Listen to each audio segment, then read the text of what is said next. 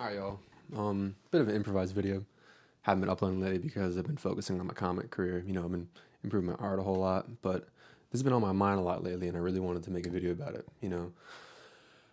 This is a bit improvised. I don't have a script for this like I normally do, but I want to talk about ADHD and like dissociation. So dissociation, depersonalization.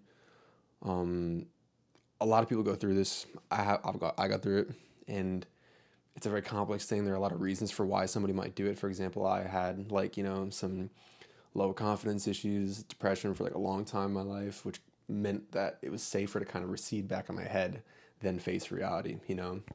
But in any case, I think people with ADHD have a higher pace. They have, I think of the term like a more powerful mind. That sounds like it's a good thing. That sounds like it's, oh, I'm super smart, but really it's just a higher pace, you know? And this is relevant to, depersonalization, dissociation, and those are two terms, depersonalization and dissociation, right? But I think what happens is normal people have a thought where they go, I see this, I think about this, okay, next thing. But with ADHD, it'll be, I see this thing and I see this thing and then I see this thing and oh, and I see this thing. Like you'll start four thoughts in 3 seconds and move by like that. And I think if you have ADHD or somebody has ADHD and they don't suffer with any kind of other complex that they have or really any other mental problems, that's a bad term. But like if they don't suffer with anything else going on in their head, like that kind of manifests as like a go-getter lifestyle, like they're just jumpy all the time, right?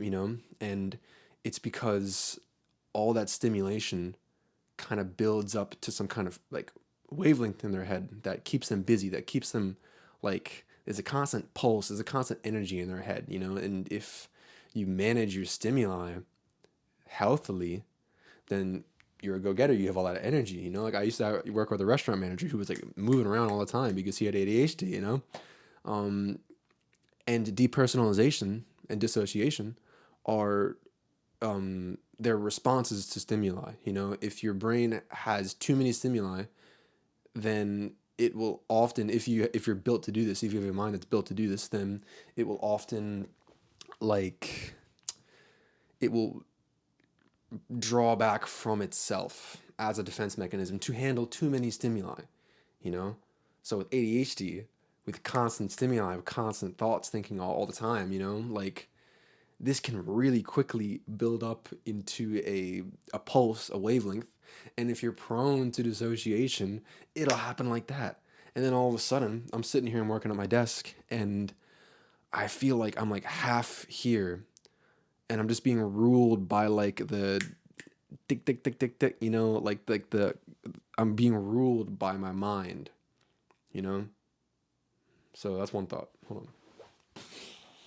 Had to check to see if I was recording. And pretty much, I'm frustrated with that because if you live mindfully, and in the truest sense of the word, that means like being aware of your mind and being aware of yourself and being aware of your consciousness and having your consciousness be separate from your mind. If you look at all these Buddhist monks, I'm not really into it, but there's a lot of value in it, like a lot of them talk about like separating yourself from the workings of your mind and understanding that you're not your thoughts and you're not ruled by your thoughts, and like I think that normally if you don't have ADHD, then like that's still a pretty hard thing to do. But if you have ADHD and your thoughts are already like way quicker than you can control, that's hard difficulty, you know? So for me, what I've found is interpreting it as like each thought is a wave, you know? It starts with a stimuli. It gets brought up with the things you start to think about the stimuli. And this is where most ADHD people stop. They get a stimuli, a few thoughts, they stop right there. Another stimuli, a few thoughts, and they keep bringing back to the original stimuli because you're just being ruled. If you're stuck in your mind as a person with ADHD, there's going to be stimuli everywhere. stimuli everywhere, and it's going to be going from thought to thought to thought to thought. And I think that stopping, again, if it's a wave and it's going to break, right? I think stopping that wave right in the middle and then forgetting about it over and over again is what causes that noise in your head. It's what causes you to slip back from a state of calm awareness of yourself to like always being ruled by your mind, you know? And I think the the thing with ADHD is that it prevents you, because you leap back to another stimuli, it prevents you from finishing the thought. I think most people, normal people, would have a thought and then they'll conclude the thought. They'll finish the stimuli out. They'll finish their thought out. Next thought. Baseline. You know, like self fullness, whatever that word is, like being aware of yourself, having a calm mind, being in a meditative state, thinking from your consciousness rather than just being ruled by your mind, right? That can only be achieved in a state of calmness without the noise, you know? Consciousness and your mind are separate. Consciousness, who I am, and the noise in my head are two separate things, you know? And it's been a battle these past few days to try and think about, man, like I can finally perceive this noise in front of me that's just ruling each action, but I don't know what to do about it. And I think separating yourself from it, first, recognizing that it's noise, you know, recognizing, oh, well, this is the accumulation of a bunch of little thoughts that have started up. That's the first step. You got to recognize that you're not your mind. You don't have to be a slave to the stimuli around you or what's happening in your mind. You know, that's the Buddhist part of it. That's the meditation part of it, right? But the trick that I've found with ADHD, the strategy is that I think you have to force yourself to finish the thought. Because, for example, my room's a little messy behind the camera. Normally, if you have ADHD, I gotta clean my room, but anyways, I gotta do this, but anyways. Dude, you do that for an hour and you're stressed out the ass. Like it's crazy how stressed I was earlier today, you know? And I know I should be calm, but it's so hard when there's so many stimuli. So I think and again, like a lot of times this will wrap up, or this will all accumulate over a few hours into this cloud of static that's blocking everything. That's blocking you from being present. That's blocking you from being your real self, you know? And I think the way to fight that noise and the way to get out of that noise, the way to get out of that dissociation is to first recognize consciousness is different from mind, right?